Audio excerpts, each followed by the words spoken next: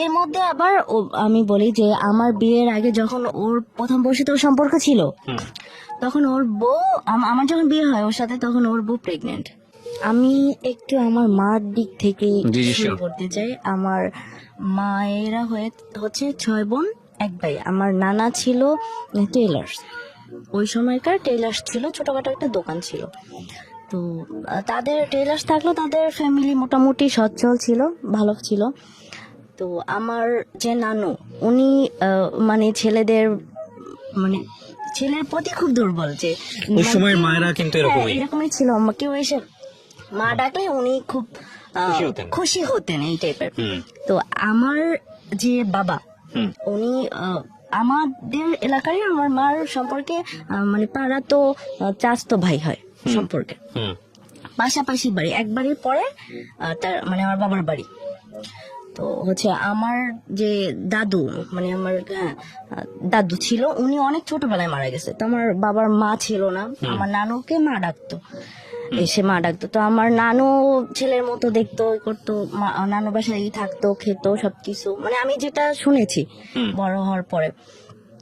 তো এক সময় আমার মা হচ্ছে তার বোনেদের মধ্যে মেজো। তো আমার বড় আন্টির বিয়ে হয়ে গিয়েছিল, আর মামা তখন বিয়ে করেনি। আমার নানু সিদ্ধান্ত নিয়েছিল যে মানে আমার বাবা যে ওনার সাথে আমার মাকে বিয়ে দিয়ে দেবে, কিন্তু আমার মার তখন বয়স ছিল 12 বছর। আচ্ছা, খুব কম বয়সী ছিল, 7-এ পড়তো তখন। মানে তাকেও ফ্যামিলি থেকে আর কি ওই জোর করি দেওয়ার মতো ছিল। যেহেতু আমার মার আমার বাবাকে পছন্দ ছিল না, সেহেতু তাদের সংসারটা আর কি ওরকম ভালো ছিল না। তো তাদের বিয়ের 1 বছরের মধ্যে আমি জন্মগ্রহণ করি। আমি ফার্স্ট বেবি হই। আপনার মার 12 বছর বয়সে বিয়ে হয়। 12 বছর বয়সে আমি হই।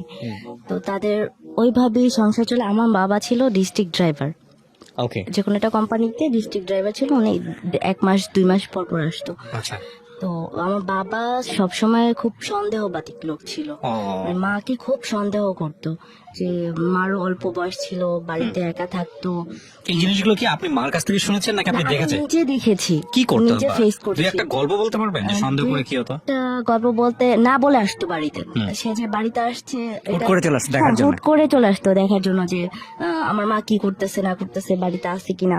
আর আমি জ্ঞান হওয়ার পর থেকে দেখি নাই কখনো যে আমার বাবা ভালো একটা বাজার করছে, মানে বড় একটা মাছ কিনছে বা ভালো একটা বাজার করা, এই ধরনের আমি কখনো দেখি নাই।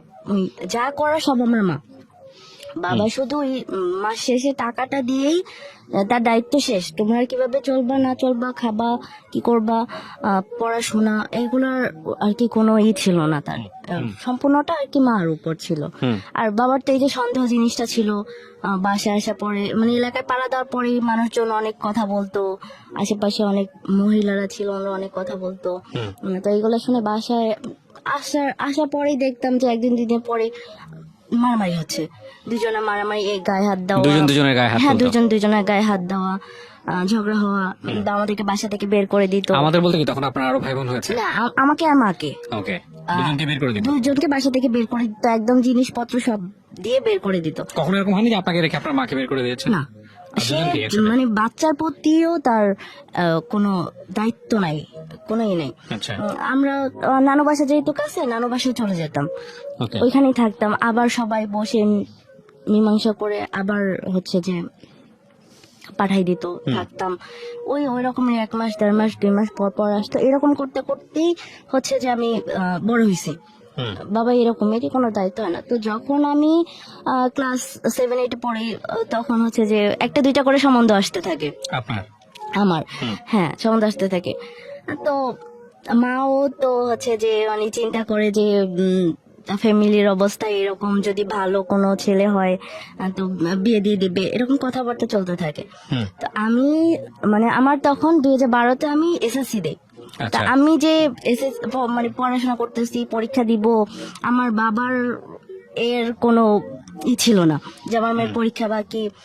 তো সংসারের অবস্থা এরকম, এটা চিন্তা করে আমি জেনারেল লাইনে পড়াশোনা করেছি।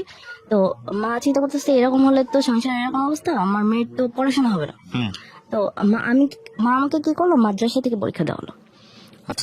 মাদ্রাসা থেকে পরীক্ষা দেওয়া হলো। তো ওই সেন্টারটা ছিল আমাদের থেকে মানে অনেকটা দূরে, হুম 2-3 ঘন্টার রাস্তা, মানে অন্য কি বলে জেলায় হুম এরকম ছিল।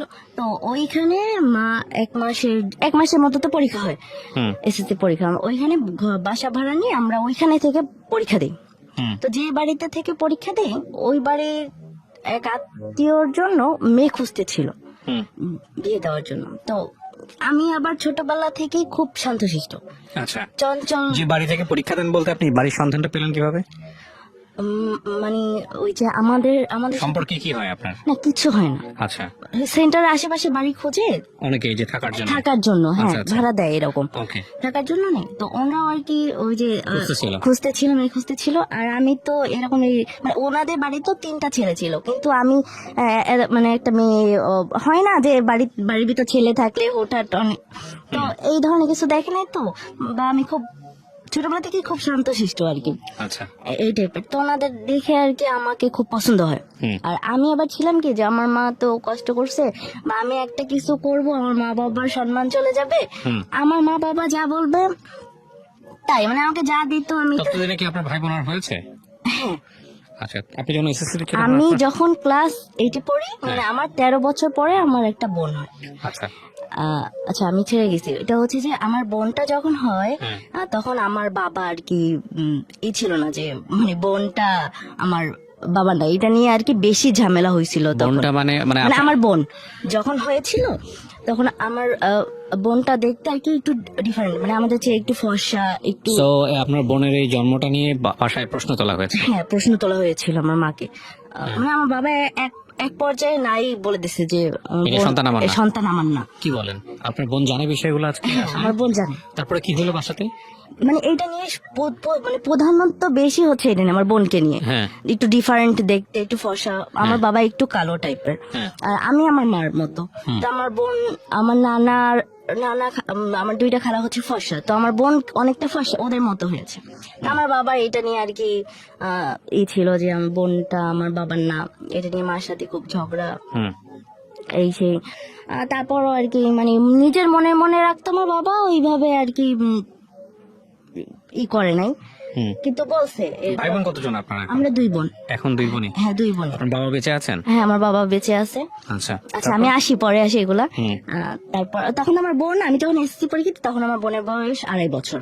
কিন্তু এর ভিতর কিন্তু আমার বাবা বাড়িতে আসা, যোগাযোগ, এমনকি মাসের যে খরচা এটা দেওয়া বন্ধ করে দিয়েছে। বন্ধ করে দিয়েছে টোটাল। আমার মা হচ্ছে টেলারের কাজ জানতো, সেলাই কাজ করতো, আর বাবার বাড়িতে ছিলাম, মা ওইগুলো দিয়ে আর কি সংসার চালাতো টুকটাক। তো আমি এসএসসি দিলাম, ওইখানে দিলাম, দিয়ে তারপর চলে আসলাম। তো ওইখানে থাকতে মার সাথে আর কি ওই সম্বন্ধের কথা বলা হয়েছিল। তো মা বলছে যে আমরা বাড়িতে যাই, বাড়িতে আসেন, দেখেন, তারপর বাকিটা করা যাবে।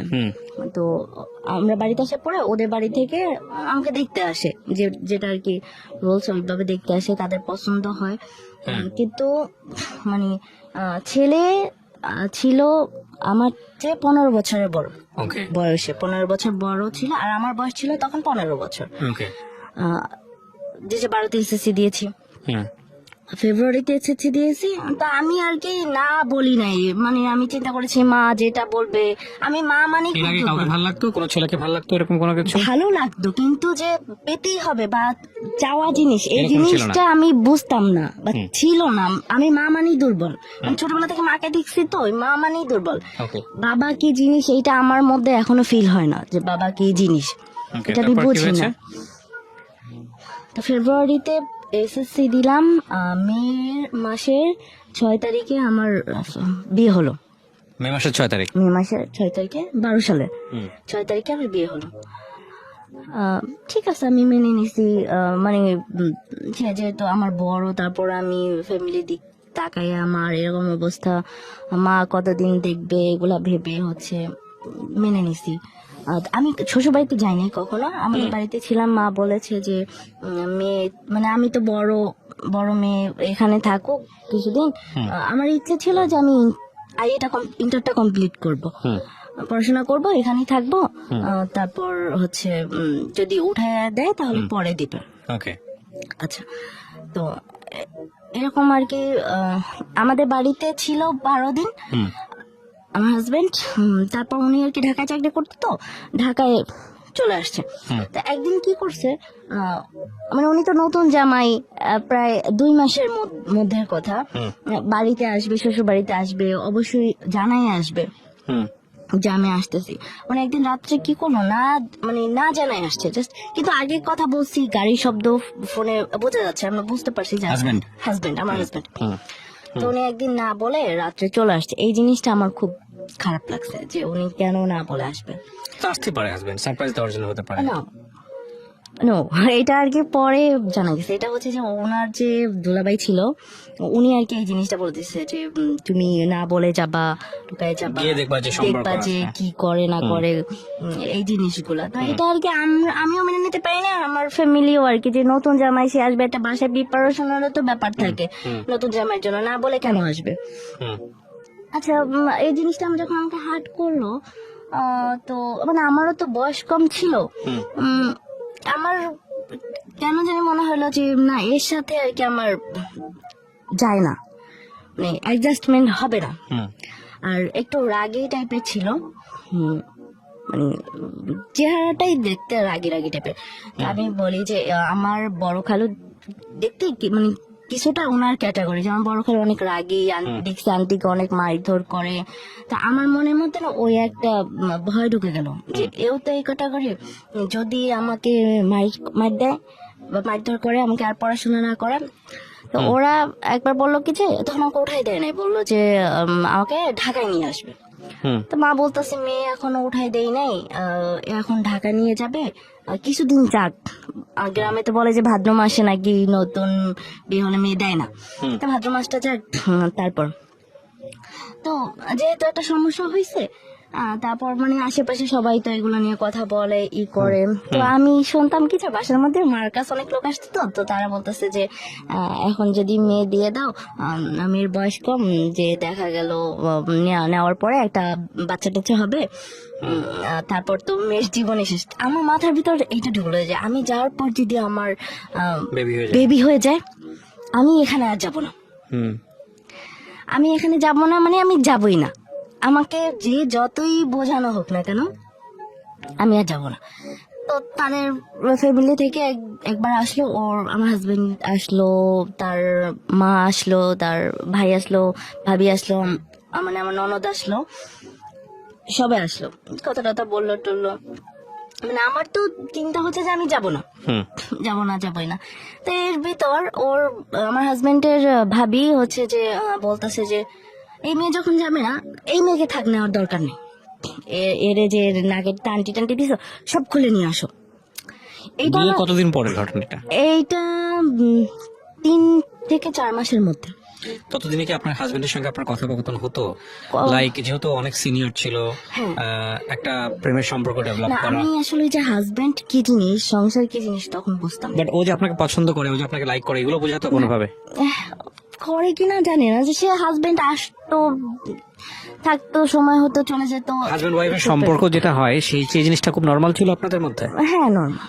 ওকে, নাকি এমন ছিল যেহেতু যে বিষয়গুলো আপনি অনেক বেশি আন্ডার এজ ছিলেন, সুতরাং আপনাদের মধ্যে কোনো মেন্টাল আন্ডারস্ট্যান্ডিং ছিল না, বুঝতেন না বিষয়গুলা, ও অনেক জোর জবরদস্তি করতো? এটা তো ছিলই। ওকে, এটা ছিল। আমরা আসলে কিছু বিষয় এখানে খুব যতটুকু পরিমাণে আলোচনা করা যায় ততটুকুই আলোচনা করব, কারণ এগুলো খুবই ইম্পর্টেন্ট একটা সম্পর্কের ক্ষেত্রে। এই জিনিসগুলো যে কতটা গুরুত্বপূর্ণ, মানে একজন মানুষ আসলো রাতের বেলা লুকিয়ে লুকিয়ে, তাতেই সম্পর্ক খারাপ হয়ে যায়, বিষয়টা এরকম না। হয়তো একটা উপসর্গ লাগে খারাপ সম্পর্ক ব্রাস্ট আউট হওয়ার জন্য, কিন্তু তার পিছনে অনেকগুলো কারণ থাকে। ঠিক আছে, চলেন। হ্যাঁ, তারপর বললো যে খুলে নিয়ে যেতে। হ্যাঁ, খুলে নিয়ে যেতে। তো এদিকে তো আমার বাবা বাজারে গিয়ে বাজার টাজার করে নিয়ে আসছে, মা রান্না করতেছে, যেহেতু বাড়িতে মেহমান আসছে। তো ওরা আর কি আমাদের কোনো কথাই শুনলো না। মা বাবা বলতেছে যে আচ্ছা যাই হোক, যা মানে সম্পর্ক থাকবে কি না থাকবে সেটা তো পরের ব্যাপার, আপনারা আসছেন, অন্তত খাওয়া দাওয়াটা করে যান দুপুরবেলা। তো ওরা খাওয়া দাওয়া করলো না, বড় জোর আমাদেরকে আরো বকা বকি করতে মানে অন্য বাড়ির উপরে দিয়ে যেতে হয়, তো অন্য বাড়ির উপরে দিয়ে যাচ্ছে, আর বলতেছে যে কেমন বাড়িতে বিয়ে করাইছি, দুপুর বেলা চলে যাচ্ছে, এরা খাইতেও বললো না। আচ্ছা, এদিকে তো আমার বাবা বাজার করে নিয়ে আসছে, মা রান্না করতেছে। তো মানে এই ছোট ছোট জিনিস আমাকে আবার খুব হার্ট করে। মানে আমার তো মনে কখনো তাকে ধরেই নেই, যে কোনো একটা জিনিসে মায়ায় আটকে যাবো এই জিনিসটা ছিলই না। হুম। তো এরকম আরো 2 মাস কেটে গেল, হুম। 1-1.5 মাস কেটে গেল, তারাও কোনো হচ্ছে যে ডিসিশন দিচ্ছে না যে সম্পর্ক রাখবে কি রাখবে না। শুধু তারা এটাই বললো যে আপনারা যদি সম্পর্ক না রাখেন তাহলে আপনারা মানে ডিসমিস করে দেন, আমাদের ছেলেকে আবার বিয়ে করাবো। 2-3 মাসের মধ্যে এরকম ঘটনা? হ্যাঁ, আমাদের ছেলেকে আবার বিয়ে করাবো। কিন্তু আমরা কি বলেছি, করতো ছেলেটা? উনি বাইং হাউসে হাউসে জব করতো, মোটামুটি ভালো স্যালারি পেত। ভালো ছেলে পেতো। আমি তো তখন অত কিছু বুঝতাম বুঝেন না, না হ্যাঁ। যে কোনটাকে কি বলে। মা বাবার ভালোটাকে ভালো মনে করেছি। ওকে, তারপর ওনরা আমাদেরকে প্রেশার দিত, যদি না থাকার হয় সম্পর্ক তাহলে তোমরা মানে ডিভোর্স দিয়ে দাও বা তোমরা করে দাও, আমাদের ছেলেকে আবার বিয়ে করাবো, এই টাইপের। তো এদিকে আবার মা বাবার সম্পর্ক তখন খুব খারাপ। বাবা তো একদম মানে ওই যে বাড়িতে আসাই একদম বন্ধ করে দিছে, সবকিছু একদম টোটাল বন্ধ। ওই সময়টাতে যখন বাড়িতে না আসতো, ওই যে ডিস্ট্রিক্ট ড্রাইভার ছিল তো, কারোর সঙ্গে সম্পর্ক আছে বন্ধুর বাসায় বা এরকম না। হ্যাঁ, আমার বাবা তার মধ্যে হচ্ছে যে নরসিংদীতে একবার বিয়ে করছে। ইন দ্য মিডিয়া আপনারা জানতেন না? না, জানতাম না। তো ওখানে গিয়ে থাকতো? হ্যাঁ, ওইখানে গিয়ে থাকতো। ওকে।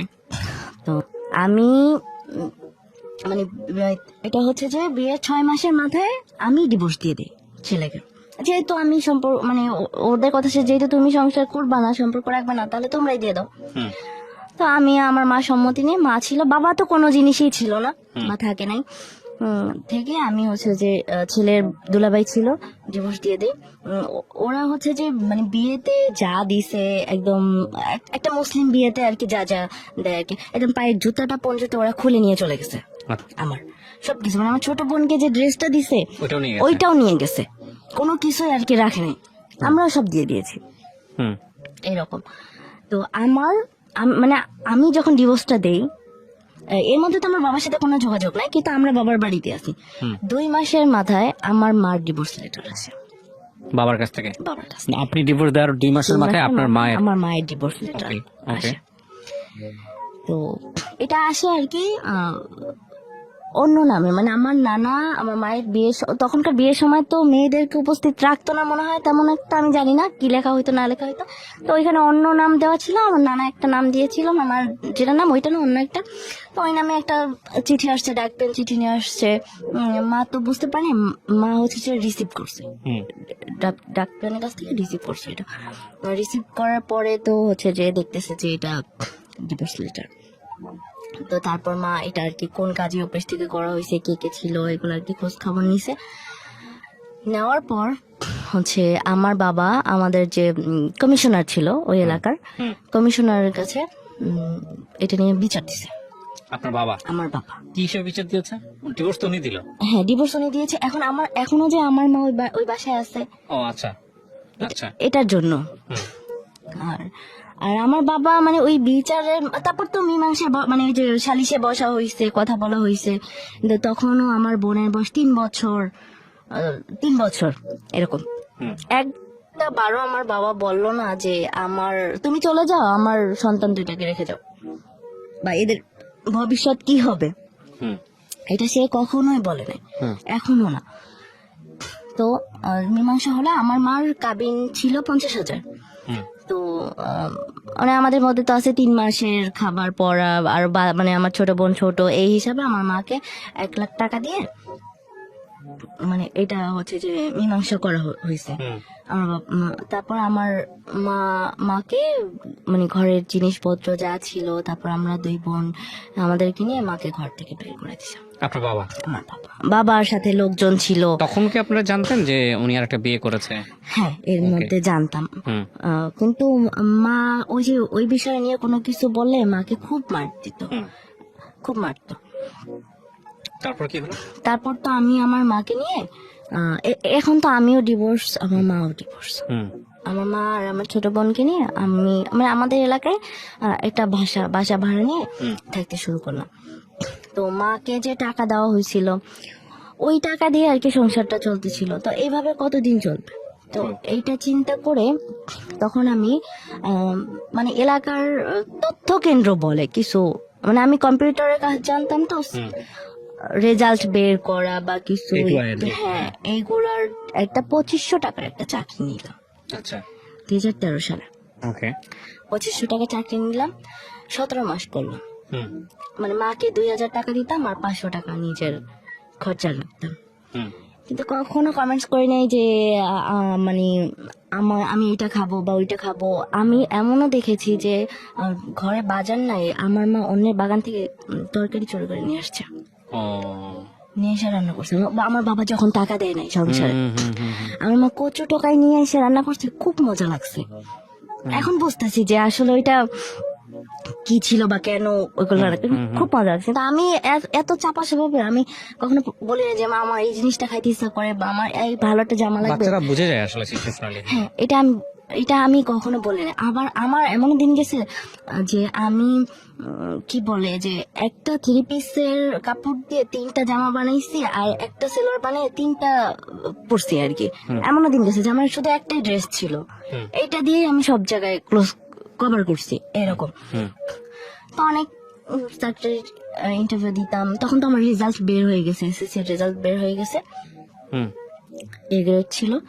তো এখন মানে চাকরিতে তো লোক লাগে, লোক ছাড়া তো আসলে হয় না, তো হলো না। তো এখন কি করব, মানে মাকে বোনকে সবাইকে নিয়ে ঢাকায় চলে আসলাম আশুলিয়াতে। কি প্ল্যান করে আসলেন? আমি গার্মেন্টস করবো। মানে আপনি তখন কি পড়াশোনা ছেড়ে দিয়েছেন হ্যাঁ, একবার? পড়াশোনা আমি ছেড়ে দিয়েছি। আমার আর তো বোন তখন কি করে? আমার বোন তো তখন 3.5 বছর বয়স। এত ছোট? হ্যাঁ, আমার মা আমার মানে আমার মায়ের আমি 13 বছরের ছোট, আমার বোন আবার আমার 13 বছরের ছোট। ওকে, সো আপনার বাবার সঙ্গে আপনার মায়ের যখন ডিভোর্স হয় তখন আপনার বোনের বয়স কত? আর তখন ওর বয়স 3 বছর। 3 বছর। ওকে, সো আপনি ঢাকায় আসলেন, তারপর? মাকে নিয়ে বোনকে নিয়ে আমি আশুলিয়াতে আসলাম, ঢাকায় আসলাম। আসার পরে মা, আমার তো বোন ছোট, মা কিছু করতে পারবে না, আমি গার্মেন্টসে ঢুকলাম।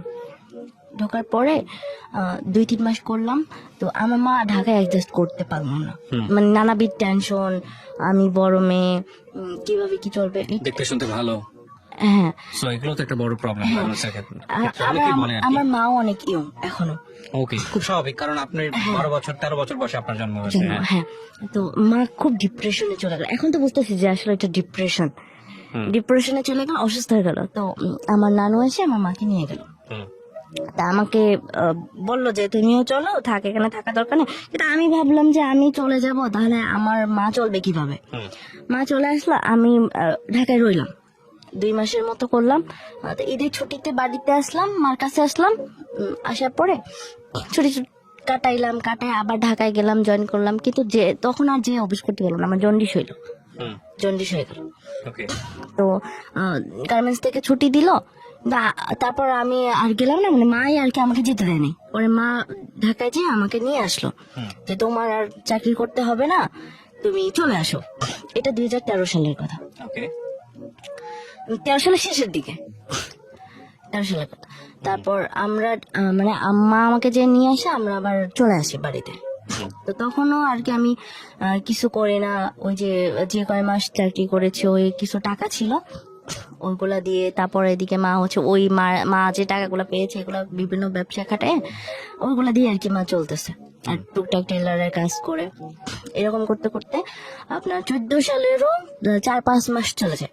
তো একদিন বিকালে আমি আমার ছোট বোনকে নিয়ে আমাদের আর কি শহরে একটু ঘুরতে বেরোইছি।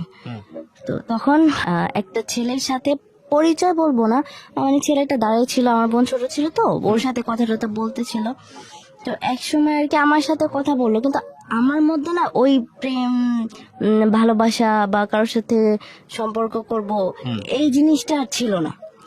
আমার বাঁচতে হবে, আমার ফ্যামিলিকে, মা বোনকে সেভ করতে হবে।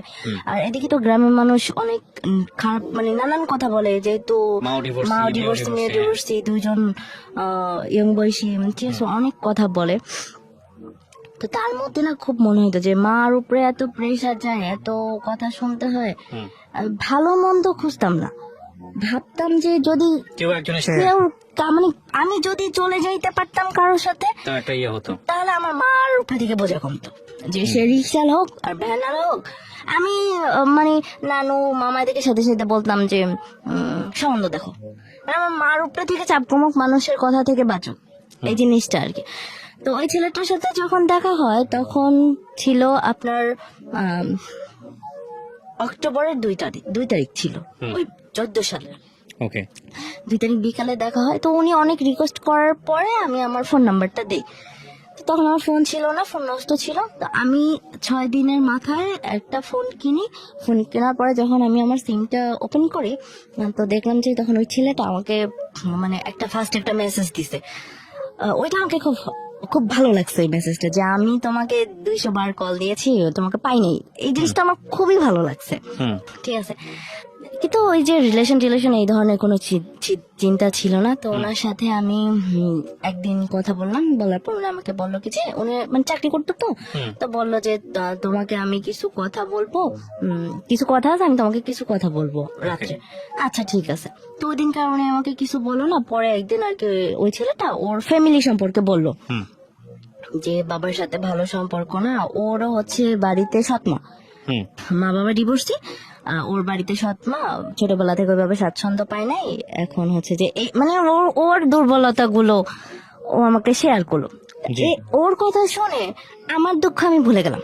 আচ্ছা, মানে আমার মনে হলো যে এ তো আমার চেয়েও খুব অসহায়, মানে খুব খারাপ এটা। তো আমি ভাবলাম যে আচ্ছা, আমি কোনো সম্পর্কে যাব না, যদি আমি একে বিয়ের কথা বলবো যে আমার ফ্যামিলি এরকম, আমার মা বাবা ডিভোর্সি, আমি ডিভোর্সি, যদি এটা শুনে সে রাজি হয় তাহলে আমি বিয়ে করব। আচ্ছা, যে আমি এখনো পর্যন্ত মানে তখন ভাবতাম যে আমার জন্য যদি একটা লোক ভালো থাকতে পারে তাহলে তো কোনো সমস্যা নাই, না হয় একটু সেক্টিফাই করতে হবে, এই তো আর কি। তো এটা ওনাকে যখন বললাম, একদিন দেখা করেছি, দেখা করার পরে ওনাকে আমি যখন বললাম যে আচ্ছা আমার পক্ষে তো রিলেশন করা সম্ভব না, আমি আমার ফ্যামিলি এরকম, আপনি যদি আমাকে বিয়ে করেন তাহলে আমি বিয়ে করতে পারবো। উনি বললো কি যে আচ্ছা ঠিক আছে, আমার কোনো সমস্যা নাই, আমি বিয়ে করব। তো আমি বললাম যে ঠিক আছে, তাহলে আপনার বাড়ির কারোর সাথে আমাকে কথা বলাই দেন। তো ওর একটা বড় বোন আছে, দুলাভাই আছে, তো ওনাদের সাথে আমাকে কথা বলাই দিল। তা আমার কিন্তু তখন ওই জিনিসগুলো সেন্সে নাই যে এ অন্য দেশের একটা লোক, মানে কেমন না কেমন, মানে ফ্যামিলি কেমন বা এই লোকটা কেমন, এই জিনিসটা আর কি ফিল হয় না। ফিল হয়েছে শুধু যে মার ঘাট থেকে বোঝা নামাতে হবে। তো ওর বোন দুলাভাইয়ের সাথে কথা বললাম, ওরা খুব নর্মাল ভাবে আমার সাথে কথা বললো। আচ্ছা, হ্যাঁ করতে পারো, সমস্যা নাই, আমরা আছি, বিয়ে করতে পারো। আচ্ছা ঠিক আছে। তো এইদিকে তো টেনশন, আমি মাকে বলতেছি মা কি করবো, বিয়ে করবো কিনা। মা বলতেছে তোমার জীবন, তুমি যেটা ভালো মনে করো ওইটাই করো। আচ্ছা ঠিক আছে, একবার তো এরকম হয়েছে, আরেকবার দেখি জীবনে কি আছে, দেখি আরেকবার। তো হচ্ছে আমি আমার নানুকে নিয়ে আর ওর সাথে বিয়ের সময় কেউ আসে নাই, কোর্টে গেলাম, আমাদের পরিচিত কেউ ছিল, ওনার কাছে গেলাম, মা কথা বলে গেলাম। তো তখন না আমার মনে গিয়ে বিয়ে করে ফেললেন। ওর ফ্যামিলিতে কেউ ছিল না? না, ওর ফ্যামিলি কেউ ছিল না, তারা তো সব ঝিনাইদা, আর ও তো আমাদের ওইখানে চাকরি করতো, ওই ছেলেটা আমাদের দেশে চাকরি করতো। তখন আমার মানে মাথায় আসলো যে এরকম তো অনেক জায়গায় দেখি বা শুনি যে বাড়িতে বউ থাকে, বাচ্চা থাকে। তো আমি ভাবলাম যে আচ্ছা, আমি কথা বললাম যে বিয়ে তো করলেই করা যায়, সমস্যা নাই। কাজী অফিসে বা উকিলের রুমে ঢোকার আগে আমার নানুর সাথে ছিল, যে আমার নানুর শরীর ছুঁয়ে বলো যে তোমার যদি বাড়িতে বউ থাকে বা বিয়ে থাকে বা বাচ্চা থাকে তাহলে কোনো সমস্যা, আমি এখান থেকে চলে যাবো আমার নানুকে নিয়ে, আমি বিয়ে করবো না, কারণ আমি তো মেয়ে হয়ে যাবো না অন্য একটা মেয়ের সংসার ভাঙতে। আর এটা বিশ্বাস ছিল যে একটা মুরব্বী শরীর ছুঁয়ে তো কেউ মিথ্যা কথা বলবে না, এই মানে এটা আমি ভাবতাম। তো ওই ছেলেটা কি করলো, আমার নানুর মানে হাত ধরে বললো যে না, আমার এরকম কোনো কিছু নাই, শুধু ফ্যামিলি নিয়ে একটু ঝামেলা, আমার বিয়ে বা বউ বা বাচ্চা এরকম কিছুই নেই। আচ্ছা, মানে বিয়েটা হওয়ার পরে তো আমাদের বাড়িতে আসলাম, আসার পর ওর অফিস ছিল, ও চলে গেছে। 2 দিনের মাথায় আসার পরে ছোটখাটো ফ্যামিলি ভাবে যতটুকু করা যায় আর কি, ওইভাবে গায়ে হলুদ টলুদ করে টোরে যাই হোক হওয়ার পরে তো ও যখন আসতো দেখতাম যে একটা নাম্বার থেকে কল আসতো, ছেলেদের নাম দিয়ে সেভ করা, কিন্তু কথা বলার ধরনেতে বোঝা যায় যে কার সাথে কে কিভাবে কথা বললে। এটা তো কয়েকদিন আমি এটা আন্দাজ করছি, করার পরে এটা হচ্ছে 1 মাসের মাথায় 1 মাসে আমি দেখছি। দেখার পরে 1 মাসের মাথায় হচ্ছে যে একদিন এরকম ফোন আসছে, পরে আমি স্পিকার বাড়াই দিছি যে কে কথা বলে, যদি ফ্রেন্ড হয় বা ছেলে হয় তো স্পিকারে কথা বলতে তো সমস্যা নেই। তো তখন শুনতেছি যে ওইটা ওর ওয়াইফ, মানে ওর বাড়িতে বউ আছে। কিভাবে বুঝলেন? বিবাহিত, ওই যে ওর বউর সাথে কথা বলতেছে। তখন মানে আমি তো ওকে বাধ্য করছি যে কে ফোন দিছে, তুমি স্পিকারে কথা বলো। ওই মেয়েটা যেভাবে কথা বলবে ওর তো ওইভাবেই কথা বলতে হবে, শুনতে হবে। মেয়ে যে শুনতেছে তুমি কি করতেছো, কোথায় আসছো, খাইছো নাকি, একটা হাজবেন্ড ওয়াইফ যেভাবে কথা বলে ওইভাবে ফোন রাখলো। তারপর আমি বললাম যে মানে আমি তো একদম পুরা হতভম্ব হয়ে গেছি যে আমি কি করলাম। একবার তো লাইফে একটা অঘটন ঘটলো, আবার আমি জানি না শুনে এরকম একটা ছেলেকে বিয়ে করলাম। আমি কি আমার তো বেবি ছিল না, আমি ডিভোর্সে ছিলাম, কিন্তু আমি কি চাইলে একটা ভালো ফ্যামিলি ছেলেকে বিয়ে করতে পারতাম না? তখন কিন্তু ওর ওইরকম চাকরিও ছিল না, মানে চাকরি ছিল টেম্পোরারি এরকম আর কি। আমি কিছুই ভাবি না, আমি শুধু ভাবছি যে আমার মার ঘাট থেকে বোঝা নামাতে হবে, শুধু এইটাই ভাবছি, নিজেকে নিয়ে কখনোই ভাবি না। শুনলাম সবকিছু কেন কিভাবে বিয়ে হয়েছে না হয়েছে। তো ও বলল যে, তখন তো সে আমার হাজবেন্ড, তখন সে বললো কি যে ওকে মানে ওর যে প্রথম বউ, ওর প্রথম বউ আবার ওর থেকে 15 বছরের বড়। ওকে ওকে। ওর সাথে জোর পূর্বক মানে দুলাভাই বিয়ে দিয়েছে, নয়তো ওর বোনকে ছেড়ে দিবে এই টাইপের কিছু একটা কথা বলে বিয়ে দিয়েছে। তো ওর সাথে ওর বড় মানে ওর প্রথম ওয়াইফের সাথে ভালো সম্পর্ক ছিল না। তো এইটার জন্য ও আবার চেয়েছিল যে নিজের মতো করে কাউকে বিয়ে করবে। তো আমার কথা ছিল যে তুমি আমাকে সব শেয়ার করতা, আমি যদি ভালো মনে করতাম তাহলে আমি তোমার সাথে সম্পর্ক করতাম, না হয় আমি সরে আসতাম, কিন্তু ছলনার আশ্রয় নেওয়ার তো কোনো দরকার ছিল না। তো আবার ভাবলাম মার এই অবস্থা, আমার প্রথমে একটা অঘটন ঘটলো, এখন যদি এলাকার মধ্যে দ্বিতীয়বার আবার একটা অঘটন ঘটাই, লোকজন কি বলবে। মেনে নিলাম। মেনে নেওয়ার পরে এখন মনে করেন যে আমার বিয়ে মানে ওর সাথে বিয়ে হওয়ার 2 মাস পরে ও ওই চাকরিটা ছেড়ে দিল। এখন মার তো ওই অবস্থা, আমি তো মার ঘাড়ের উপরে স্বামী নিয়ে থাকতে পারি না। তা আমার বড় আন্টি থাকতো গাজীপুরে, তো আন্টির সাথে কথা বলে ওকে নিয়ে নভেম্বর মাসে 1 মাসের মাথায় 1-1.5 মাসের মাথায় নভেম্বর মাসে ওকে নিয়ে গাজীপুর আসলাম। গাজীপুর আসার পরে ওসব এলাকায় তো গার্মেন্টস ছাড়া আর কোনো উপায় নাই। তা আমি এসে গার্মেন্টসে ঢুকে গেলাম, ও কোথাও ঢুকলো না, ও বাসায় বসে রইল। আমি 2 মাস গার্মেন্টস করলাম, ও 2 মাসের মধ্যে কোথাও ঢুকলো না। ও গার্মেন্টস করতে পারবে না, এটা করতে পারবে না, ওটা করতে পারবে না, মানে ওর ভালো কিছু লাগবে, ভালো কোনো চাকরি লাগবে, ওইরকম শিক্ষিতও ছিল না। কিন্তু আমি গার্মেন্টসে অ্যাডজাস্ট করতে পারতাম না, আমার ওই যে টাইফয়েড হইতো, জন্ডিস হইতো, এগুলো হইতো। 2 মাসের মাথায় জানুয়ারি মাসে চলে আসলাম আবার, মানে আমাদের বাড়িতে চলে আসলাম। এর মধ্যে কথা আছে, যখন আমি গাজীপুরে থাকতাম ফার্স্ট একদিন আমার গায়ে হাত তুললো বলতে মানে টুকটাক কথা নিয়ে আমাকে জুতা দিয়ে মারলো। ফার্স্ট গায়ে হাত তুললো, মর্মান্তিক ভাবে মারা, মানে এইভাবে কেউ কাউকে মারে না, এমন ভাবে যে আমি যে ঠেকাবো এরকম কোনো প্লেস নাই, এমন ভাবে ধরবে। কয় মাসের মাথায় বিয়ে? 3 মাস। 3 মাসের মাথায় আমাকে জুতা দিয়ে মারলো, তাও আমি নীরবে সহ্য করলাম। আমি শুধু ভাবতাম যে আমার জন্য ভালো থাকুক, আমার জন্য ভালো থাকুক, এইটাই ভাবতাম সবসময়। আবার ওরে নিয়ে চলে আসলাম। চলে আসার পরে 1 মাসের মতো বাড়িতে থাকলাম, বিভিন্ন জায়গায় চাকরি বাকরির ওরে নিয়ে ঘুরলাম, 2-1টা জায়গায় দিলাম, ও কোনোটাই করতে পারবে না, কোনোটা অ্যাডজাস্ট হয় না। তারপর ও নিজেই একটা প্রাইভেট সিকিউরিটি কোম্পানি খুঁজে বের করলো, করে ফেব্রুয়ারি মাসের 14 তারিখ ঢাকায় চলে আসলাম। এসে সপ্তাহখানেক ট্রেনিং করে ও হচ্ছে যে ওই সিকিউরিটি কোম্পানিতে জয়েন করলো, চাকরি করলো। আমি হচ্ছে যে মার্চ মাসে আবার আমি ঢাকায় আসলাম। ওর কিন্তু কিছু নাই, বা এর মধ্যে ওর ফ্যামিলির কেউ আসে নাই, বা কেউ একটা কানাকড়ি দিয়েও হেল্প করে নাই। মা ও ফ্যামিলি থেকে জানতে পারছে যে ও বিয়ে করছে আরেকটা? হ্যাঁ ও তো দিনে জানা গেছে। মানে ওর ফ্যামিলিটা এরকম যে ছেলে কি করলো না করলো এটা আর কি দেখার বিষয় না, হুম এরকম এরকম এখনো। তো বাড়ি থেকে মা যা দিল টুকটাক হাঁড়ি পাতিল এগুলো নিয়ে চলে আসলাম ঢাকায়। আসার পরে আমিও ওই সিকিউরিটি কোম্পানিতে ঢুকলাম, ট্রেনিং করলাম। এমন একটা অবস্থা ছিল যে আমি খারাপ খাইছি কিন্তু আমি ওই যে করলা বাজাটা কখনো পছন্দ করি না। এমনও দিন গেছে যে আমি 3 বেলা 1 সপ্তাহ করলা ভাজা দিয়ে ভাত খাইছি। মানে 100 টাকা খরচা করবো তাহলে আমি চলবো কিভাবে, এই জিনিসটা ভাবতাম যে এই টাকাটা খরচা হয়ে গেলে তারপর আমি চলবো কিভাবে, বাসা ভাড়া দিব কিভাবে, বেতন পাবে 8,000 টাকা বেতন, একদিন ডিউটি না করলে ওই দিনের টাকা কাটা, এরকম ছিল। তো আমি 7 দিনের ট্রেনিং করার পরে আমার পোস্টিং হলো নোয়াখালীতে। তখন আমার বাসা ছিল নতুন বাজার।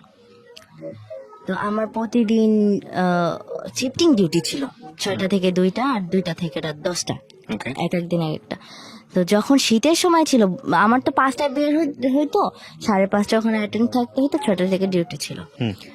শীতের সময় ভোর 5টা আমার মনে হতো যে অনেক রাত, রাস্তায় আমি একা একটা মেয়ে ছাড়া আর কেউ ছিল না। কিন্তু আমার বুক ভরা খুব সাহস ছিল, আমি একা একাই বের হইতাম, একা একাই যাইতাম, একা একাই আসতাম। এরও হচ্ছে যে একটু দায়িত্ব জিনিসটা খুব কম, কিন্তু মারামারি জিনিসটা আছে। কেন? এর মানে অগোছালো, তারপর হচ্ছে এর কথার ধরন বা অনেক কিছু আমার সাথে অ্যাডজাস্ট হয় না বা আমার পছন্দ হয় না, যে কারণে এক কথায় 2 কথায় তর্ক হয়ে যেত। আর ও আমাকে খুব মার দিত, অনেক মার দিত। তো এক সময় সহ্য করতে না পেরে আমি ওর যে মা আর ওর যে বোন তাকে আমি এক সময় জানাইলাম যে এইভাবে তো আমাকে গায়ে হাত তুলে মারে, এটা তো আসলে ঠিক না, আপনারা একটু বোঝেন। আচ্ছা ঠিক আছে, এরকম মানে কয়েকদিন ভালো যায়, আবার কয়েকদিন হচ্ছে যে কয়েকদিন পর পরে গায়ে হাত তুলে। দেখা হলো যে আমি রান্না করে নিয়ে আসছি, একটা কথা কাটাকাটি হয়েছে, লাথি মেরে ফেলে দিছে, ভাত তরকারি লাথি মেরে ফেলে দিছে। আমার আবার এগুলো সব গুছিয়ে আনতে হয়েছে। এদিকে আমি যখন বিকাল ডিউটি হতো, আমার 10টা পর্যন্ত ডিউটি ছিল, বাসায় আস্তে আস্তে 11টা 11:30 বাজতো, রান্না করতাম, খেতাম, শুইতে আমার 1টা। পরের দিন আবার আমার সকাল ডিউটি, আমার ভোর 4টায় উঠতে হতো। মানে কি যে একটা অবস্থা ছিল, খুব খুব ঘুম হতো না, ঠিক মতো খাওয়া হতো না, আবার লং জার্নি ছিল, 2-3টা বাস চেঞ্জ করে করে তারপর আমার অফিস করতে হইতো। বেতন ছিল 8,000, একদিন অ্যাবসেন্ট করলে ওই দিনের টাকা নেই, এইরকম করে। কিন্তু আমি কখনো দাবি করিনি যে আমার এই জিনিসটা লাগবে দিবা বা আমার এটা দরকার, কখনো আমি বলিনি। তো এরকম চলতেছিল। চলতে চলতে বিয়ে যখন 2-2.5 বছর, তখন মানে ডিসিশন হলো যে ওর যে প্রথম বউ, এর মধ্যে আবার আমি বলি যে আমার বিয়ের আগে যখন ওর প্রথম বউর সাথে ওর সম্পর্ক ছিল, তখন ওর বউ আমার যখন বিয়ে হয় ওর সাথে, তখন ওর বউ প্রেগনেন্ট। আচ্ছা, প্রথম বউ প্রেগনেন্ট। তো একদিন আমার ছোট ননদ ফোন দিয়েছে আমার স্বামীর ফোনে, ও তো বুঝতে পারেনি যে আমি ফোন ধরছি, ফোন দিয়ে বলতেছি কি যে ভাইয়া ভাবির তো মেয়ে হয়েছে। না এটা শুনে তো আমি আরো, এই যে তোমার বিয়ে হয়েছে বউ আছে ঠিক আছে, তাহলে বাচ্চা? এখন তো সে ভুলবশত হয়ে গেছে বা চাই নাই। আপনি বাচ্চা চাচ্ছিলেন না কেন? ওর যদি ওয়াইফ থাকে তার তো বাচ্চা রাইট না, আমার কথা হচ্ছে লুকাবে কেন? ওকে, আমাকে বলতো যে আমার বিয়ে আছে বা আমার ওয়াইফ প্রেগনেন্ট। আপনাকে এরকম আশা দিয়ে রেখেছিল যে একসময় ডিভোর্স দিয়ে দিবে?